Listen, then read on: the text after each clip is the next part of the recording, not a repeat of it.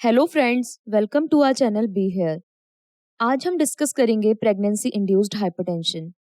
Hypertension pregnancy का common complication है। इस कंडीशन के अंदर पेशेंट में प्रेगनेंसी से पहले ब्लड प्रेशर नॉर्मल था, लेकिन प्रेगनेंसी के बाद blood pressure 140/90 mm of Hg या इससे ज़्यादा हो जाता है।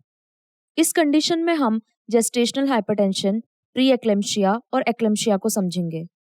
जेस्टेशनल हाइपरटेंशन में 20 वीक्स ऑफ प्रेगनेंसी के बाद first time blood pressure 140/90 mm of Hg या इससे ज़्यादा होता है, वो भी बिना प्रोटीनूरिया के। और अगर 20 वीक्स ऑफ प्रेगनेंसी के बाद blood pressure 140/90 mm of Hg या इससे ज़्यादा और साथ में प्रोटीनूरिया हो तो उसे हम प्री एक्लेम्शिया कहेंगे। अगर 20 वीक्स ऑफ प्रेगनेंसी के बाद blood pressure 140/90 mm of Hg या इससे ज़्यादा और साथ में प्रोटीनूरिया और टोनिक क्लोनिक सीजर्स आए या पेशेंट कोमा में चला जाए तो उसे एक्लेम्शिया कहते हैं। तो पहले हम समझते हैं प्री एक्लेम्शिया।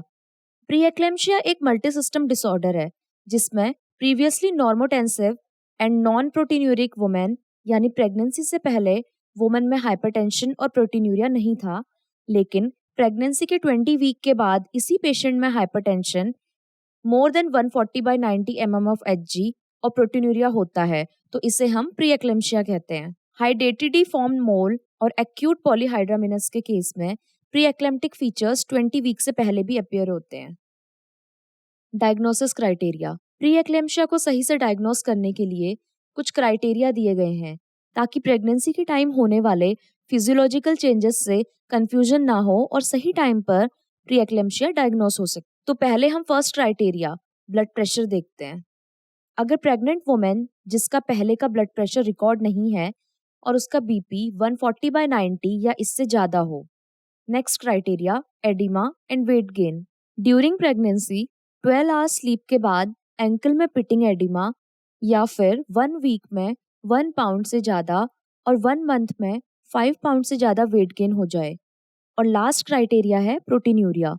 प्री एक्लेम्शिया के पेशेंट में लास्ट 24 आवर्स के यूरिन सैंपल में प्रोटीन 0.3 ग्राम या इससे ज़्यादा होता है। अब हम देखते हैं इसके रिस्क फैक्टर।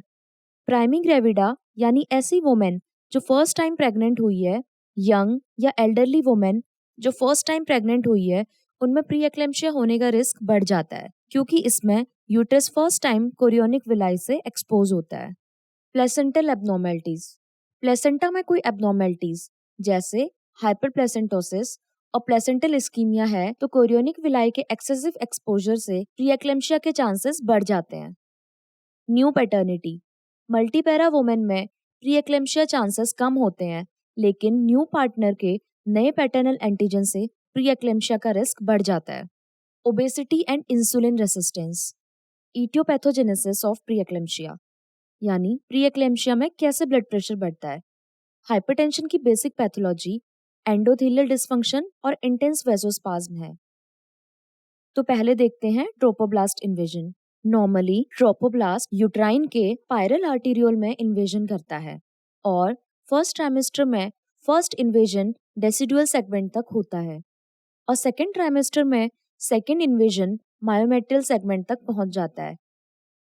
इस इन्वेजन से स्पाइरल आर्टरी की एंडोथीलियल और मस्कुलर लाइनिंग में फिब्रिनॉइड फॉर्मेशन हो जाता है, जिससे arterial distended, tortuous and funnel shaped हो जाती है ताकि प्लेसेंटा में लो रेसिस्टेंस से हाई ब्लड फ्लो हो सके। लेकिन प्री एक्लेम्शिया में एंडोथीलियल ट्रोपोब्लास्ट का सेकेंड इन्वेजन नहीं हो पाता है और फीटोप्लेसेंटल यूनिट में ब्लड सप्लाई रिड्यूस्ड हो जाती है। In normal pregnancy placenta angiotensinase release करती है जो angiotensin 2 that is part of alpha 2 globulin को डिस्ट्रॉय कर देता है। एंजियोटेंसिन 2 एक वेजोकंस्ट्रिक्टर है और वेजोकंस्ट्रिक्टर से ब्लड प्रेशर बढ़ता है। और नॉर्मल प्रेगनेंसी में वेस्कुलर सिस्टम एंजियोटेंसिन 2 से रिफ्रैक्टरी भी हो जाता है, जिससे एंजियोटेंसिन 2 ब्लड वेसल्स पर वेजोकंस्ट्रिक्टर इफेक्ट नहीं डाल सकता। साथ में ही blood vessels prostaglandin I2 and nitric oxide release करता है और ये ब्लड वेसल्स पर वेजोडायलेटरी इफेक्ट डालते हैं। Vascular endothelial growth factor uteroplacental blood flow को मेंटेन रखता है। In pre eclampsia pre eclampsia में वेजोडाइलेटर, प्रोस्टाग्लैंडिन, नाइट्रिक ऑक्साइड और एंजियोटेंसिनेज की डेफिशिएंसी हो जाती है और थ्रोम्बोक्सेन एंडोथिलिन 1 का सिंथेसिस बढ़ जाता है। थ्रोम्बोक्सेन ब्लड वेसल्स पर वेजो कंस्ट्रिक्टर इफेक्ट डालता है। एंडोथेलियल डिस्फंक्शन की वजह से भी हाइपरटेंशन होता है और ये endothelial dysfunction oxidative stress, reactive oxygen species and super oxide अनायन radicals और इन्फ्लामेटरी मीडिएटर्स से होता है। एडिमा की बात की जाए तो ऑक्सीडेटिव स्ट्रेस बढ़ने की वजह से एंडोथेलियल इंजरी होती है और कैपिलरी परमेबिलिटी बढ़ जाती है और एक्स्ट्रा सेलुलर टिश्यू में फ्लूइड एक्युमुलेशन से एडिमा अपीयर होता है। Clinical types. प्री एक्लेम्शिया के 2 टाइप्स दिए गए हैं, माइल्ड और सीवियर। माइल्ड प्री एक्लेम्शिया में blood pressure 140/90 mm of Hg से ज़्यादा लेकिन 160/110 mm ऑफ Hg से कम होता है विदाउट सिग्निफिकेंट प्रोटीनूरिया। जबकि सीवियर प्री एक्लेम्शिया में blood pressure 160/110 mm of Hg या इससे ज़्यादा होता है। किडनी में वेजोस्पाज्म की वजह से प्रोटीनूरिया और ओलिगूरिया होता है और लीवर में लोकल वेजोस्पाज्म से इंजरी एंड स्वेलिंग होती है। स्वेलिंग से लीवर कैप्सूल स्ट्रेच होता है जिससे पेशेंट को सीवियर एपिगैस्ट्रिक पेन होता है और इंजरी की वजह से लीवर एंजाइम बढ़ जाते हैं। पेशेंट की आइज में लोकल वेजोस्पाज्म से विजुअल डिस्टर्बेंसेस, रेटिनल हेमरेजेस और स्कोटोमाटा होता है। एंडोथेलियल इंजरी की वजह से माइक्रोवेसल्स में थ्रोम्बाई फॉर्मेशन होता है। ये थ्रोम्बाई प्लेटिलेट से बने होते हैं। इन थ्रोम्बाई की वजह से आरबीसी डिस्ट्रक्शन होता है और इस प्रोसेस को हम हीमोलाइसिस कहते हैं। इन सभी से मिलकर हेल्प सिंड्रोम होता है। H stands for hemolysis, EL stands for elevated liver enzyme and LP stands for low platelets। और डिक्रीज प्लेटिलेट परफ्यूजन से फीटस में ग्रोथ रेस्ट्रिक्ट हो जाती है। माइल्ड सिम्टम्स में मॉर्निंग में बेड से उठते टाइम एंकल में स्वेलिंग होती है या फिर फिंगर में रिंग टाइट होना प्री एक्लेम्शिया का अर्ली मैनिफेस्टेशन है। फिर gradually face, abdominal valve, vulva और होल बॉडी में स्वेलिंग एक्सटेंड होती है। अलार्मिंग सिम्टम्स की बात करें तो पेशेंट में headache, blurring of vision, scotomata that is a spot in vision field और कंप्लीट ब्लाइंडनेस। ये विजन डिलीवरी के 4 to 6 वीक बाद ठीक हो जाती है। Disturbed sleep, diminished urinary output, epigastric pain and vomiting. Complications of pre eclampsia. तो पहले मैटरनल कॉम्प्लिकेशंस देखते हैं। ड्यूरिंग प्रेगनेंसी मदर को नीचे दिए गए कॉम्प्लिकेशंस हो सकते हैं जैसे eclampsia, accidental haemorrhage, oliguria and anuria, dimness of vision and even blindness, preterm labour, HELLP syndrome और acute respiratory distress syndrome that is ARDS। और ड्यूरिंग लेबर एक्लेम्शिया और postpartum haemorrhage.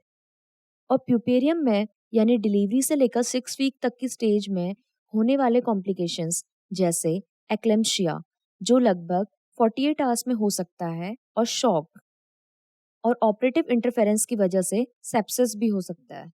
Fetal complications pre eclampsia की severity पर depend करता है जिसमें intrauterine death जो यूट्रोप्लेसेंटल circulation में स्पाज्म की वजह से या एक्सीडेंटल हेमरेज की वजह से हो सकता है। क्रोनिक प्लेसेंटल इंसफिशिएंसी की वजह से इंट्रायूट्राइन ग्रोथ रेस्ट्रिक्शन हो सकता है और प्रीटर्म ऑनसेट ऑफ लेबर और प्रीटर्म इंडक्शन की वजह से प्रीटर्म डिलीवरी होती है। Management of pre eclampsia. Pre eclampsia के मैनेजमेंट के लिए हमें पहले नीचे दिए गए ऑब्जेक्टिव्स या गोल को समझना होगा। हमें हाइपरटेंशन को स्टेबलाइज करना है और सीवियर प्री एक्लेम्शिया के प्रोग्रेशन को रोकना है। प्री एक्लेम्शिया से होने वाले कॉम्प्लिकेशंस को प्रिवेंट करना है। ऑप्टिमल टाइम पर हेल्दी बेबी को डिलीवर करना, मदर की हेल्थ को प्यूपेरियम में रिस्टोर करना। Next is hospital management. Pre eclampsia के पेशेंट के लिए रेस्ट जरूरी है क्योंकि इससे ब्लड प्रेशर कम होता है और साथ ही प्लेसेंटल परफ्यूजन इंप्रूव होता है। प्री एक्लेम्शिया को प्रिवेंट करने के लिए कॉमनली यूज्ड ड्रग को देखते हैं। Methyl dopa. Mode of action is central and peripheral anti adrenergic action and the dose is 250 to 500 mg TDS और QID। Next drug is labetalol. The mode of action is adrenoceptor antagonist, that is alpha and beta blockers, and the dose is 100 mg TDS or QID. Next drug is nifedipine, and the mode of action is calcium channel blocker, and the dose is 10 to 20 mg BD. Next drug is hydralazine. Mode of action is vascular smooth muscle relaxant, and the dose is 10 to 25 mg BD. ये बताया गया treatment तभी दिया जाता है जब pregnancy को continue रखने पर मैटरनल प्रोग्नोसिस अफेक्ट ना हो। प्री एक्लेम्शिया का definitive treatment termination of pregnancy है। Management of pre eclampsia in puerperium. Patient को डिलीवरी के बाद एटलीस्ट 48 आवर्स तक मॉनिटर करना चाहिए, क्योंकि इस पीरियड में पेशेंट को कन्वर्जन्स आ सकते हैं। अगर पेशेंट का systolic more than 150 mm of Hg और diastolic more than 100 mm of Hg ज़्यादा है तो हाइपरटेंसिव ड्रग को कंटिन्यू रखना चाहिए। पोस्टपार्टम पीरियड में सीवियर हाइपरटेंशन के पेशेंट को magnesium sulphate for at least 24 hours और एंटी हाइपरटेंसिव ड्रग्स की नीड रहती है। जब तक पेशेंट का ब्लड प्रेशर सेफ लेवल तक ना आ जाए और प्रोटीनूरिया डिसअपियर ना हो जाए, तब तक पेशेंट को हॉस्पिटल में रखना चाहिए। Thank you for watching our video and stay tuned for our next video.